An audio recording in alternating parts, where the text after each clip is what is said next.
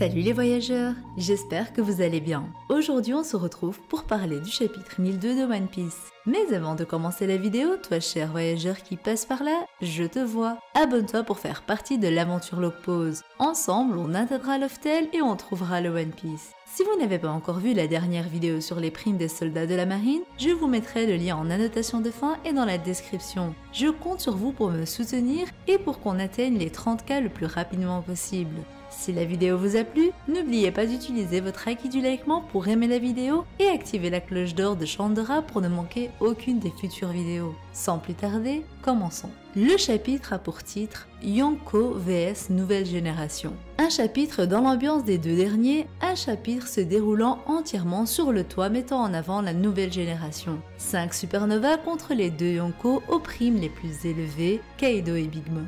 Le chapitre débute sur un Kaido se préparant à la contre-attaque avec son attaque de lame de vent destructrice. On aperçoit donc chaque supernova réagir à cette attaque. Premièrement, Law qui se téléporte, Kid qui en rigole parce que ce qui a été cassé n'était que des débris qu'il avait ramassés, Zoro lui a l'air de faire dévier la lame grâce à son katana et montre un regard sérieux. Et quant à lui, Luffy esquive les lames et attaque de face Kaido, ce qui laisse une possibilité à Kid d'attaquer également. L'aube revient aussi dans la partie, il dit qu'il n'a jamais vu de schéma anatomique d'un dragon, mais il attaque Kaido au centre de son corps, près de la cicatrice qu'Oden lui a faite avec Gamma Knife. Toutes ces attaques ont l'air de fonctionner pour blesser, du moins ne serait-ce que pendant un moment Kaido. Ce dernier comprend qu'ils ont étudié ses forces et ses faiblesses et dit qu'ils ne sont pas que de simples imbéciles.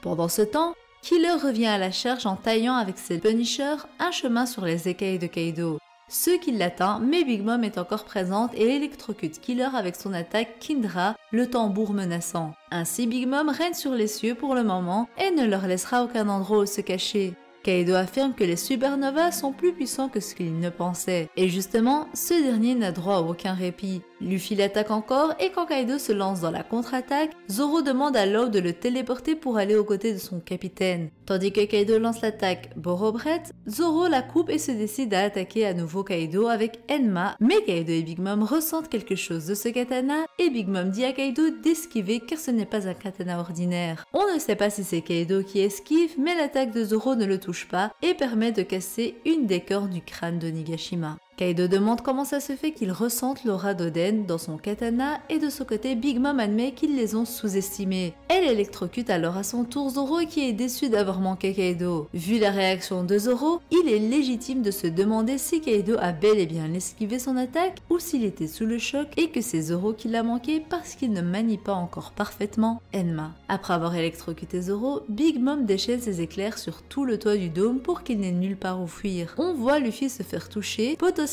Kid qui se cachait derrière ces débris, mais qui a été suivi par Zeus ainsi que Law. Personnellement, je pense que Kid n'a peut-être pas été touché, alors certes, on voit Zeus juste derrière lui et Kid qui se retourne étonné de le voir, mais Kid a peut-être eu la possibilité de se protéger grâce à ces débris faits de métal. Si on ne le voit plus par la suite, c'est parce que les éclairs de Big Mom surplombent tout le toit, et que s'il sort au grand jour, il sera d'office touché. Ainsi peut-être qu'il attend juste le bon moment ou peut-être qu'il s'est vraiment fait toucher par les éclairs et qu'il est inconscient. À voir. Par contre, Luffy revient à la charge et Big Mom lui demande en colère comment ça se fait que les éclairs ne fonctionnent pas sur lui, ce à quoi il répond parce qu'il est en caoutchouc. Big Mom est choquée, étonnée et Luffy en colère du fait qu'elle s'en soit prise à Zoro et aux autres. Ainsi il se dirige à nouveau vers Kaido qui lui lance une attaque de feu, mais Luffy s'en sort presque indemne. Kaido ne comprend pas pourquoi les flammes ne lui font rien, et Luffy lui répond que c'est la détermination. Une détermination qui lui permet de braver vents et marées, ou plutôt électricité et feu ici. Luffy se décide à sortir toute sa colère en attaquant Kaido avec son Kong Gatling,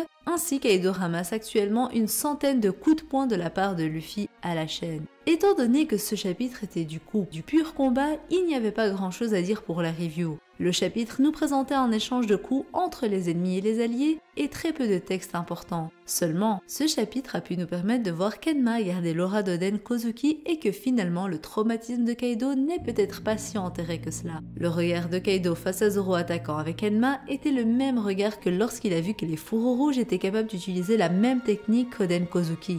Pour autant, après avoir compris que les fourreaux n'étaient pas à leur niveau, il s'est mis en tête qu'Oden était bien mort et que jamais un samouraï aussi illustre ne verra le jour. Mais est-ce que ce traumatisme qui a ressurgi à nouveau chez Kaido va être vite enfui? Personnellement, je vois bien Zoro tenter de couper Kaido avec Enma à nouveau, mais il n'arrivera pas à le trancher. Il arrivera à le blesser superficiellement comme les fourreaux l'ont fait. Et Kaido à ce moment-là comprendra qu'Oden n'est plus là et sera en confiance. Seulement Zoro parviendra vers la fin par le blesser et par lui infliger une blessure similaire à celle qu'Oden lui avait faite, ou même rouvrir cette ancienne blessure. Ainsi Kaido sera obligé d'admettre que le potentiel de Zoro est énorme. Concernant le fait que Kaido reconnaisse Zoro comme étant un samouraï aussi illustre qu'Oden, dans une vidéo concernant Zoro versus Kaido, je vous avais dit que pour moi, Kaido ne considérait pas Zoro ainsi, étant donné que pour moi, Zoro n'a pas du tout le niveau d'Oden, et que même à la fin de Wano Kuni, je ne pense pas que Zoro atteindra le niveau d'Oden. Ainsi, être reconnu par le plus fort des pirates Kaido, comme un samouraï aussi illustre qu'Oden, j'ai du mal. Mais que Kaido reconnaisse Zoro comme étant la relève de la nouvelle génération concernant les épéistes, dans ce cas-ci, pourquoi pas. Pour moi, celui qui serait vraiment comparé à Oden par Kaido, ce sera Luffy, et ce même s'il n'est pas épéiste. Kaido ne pourra pas utiliser le terme samouraï, mais il pourra utiliser le terme illustre pour Mugiwara no Luffy, qui est celui qui va vaincre Kaido et qui va ouvrir les frontières de Wano Kuni, ayant hérité de la volonté d'Oden Kozuki. Concernant Big Mom, dans ce chapitre, elle est beaucoup étonnée de ce qui n'atteint pas Luffy. Mais pour l'instant, elle n'est la cible d'aucun des supernovas, et ce même si elle se met en travers de leur chemin. Ce qui nous fait comprendre que la nouvelle génération ne souhaite pas combattre les deux Yonko en même temps, et ce en se séparant en deux groupes, mais ils ont privilégié de combattre d'abord Kaido, la vraie menace pour Wano Kuni, et de voir pour battre Big Mom par la suite. Un choix judicieux étant donné que 2 ou 3 personnes ne seraient pas suffisantes pour vaincre Kaido. Du moins, pas au début. Il faut qu'ils évoluent tous pendant ce combat et que chacun ait son power-up. Ensuite, ils pourront éventuellement laisser la place à Luffy qui finira Kaido parce qu'ils comprendront qu'il est le seul à lui infliger de réels dégâts. Bien entendu, chacun devra laisser une blessure assez significative à Kaido. Zoro blessera Kaido avec Enma, et il en va de même pour les autres supernovas qui blesseront Kaido également. Bien entendu, une autre possibilité c'est que chacun blesse significativement Kaido, mais qu'ensuite ils soient tous mis KO, hormis Luffy, comme dans ce chapitre, mais pour bien plus longtemps. Car ici, même si des supernovas ont été électrocutés, je pense qu'au prochain chapitre, ils vont tous se relever après quelques minutes d'inconscience. Mais vers la fin du combat, ils seront KO assez longtemps pour que le combat ne se concentre qu'entre Luffy et Kaido. Entre temps, pour moi Big Mom sera soit tenu à l'écart par Kaido qui voudra affronter Luffy seul, voyant Oden en lui et souhaitant un combat à la loyale, ou alors un renfort assez puissant viendra en aide à Luffy pour tenir Big Mom à l'écart le temps qu'il finisse Kaido. Une vidéo d'ailleurs sur les renforts verra le jour la semaine prochaine, donc n'oubliez pas d'activer la cloche. En tout cas, ce chapitre nous aura démontré à nouveau que Luffy est bien au-dessus de tout le monde en force et en capacité physique.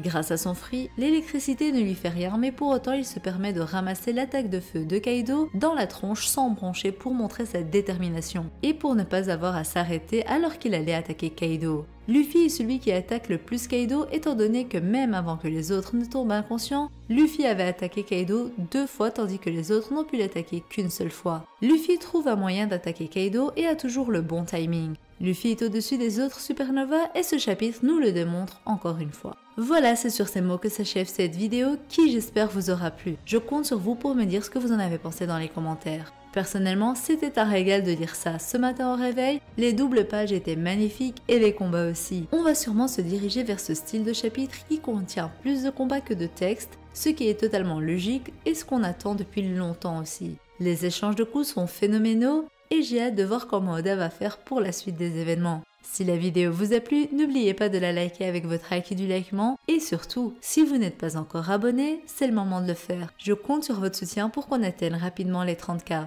Rejoignez-moi aussi sur Instagram. Dès qu'on a 30K, je vous ferai un nouveau concours. Sur ce, je vous dis à la prochaine et d'ici là, portez-vous bien. Bisous!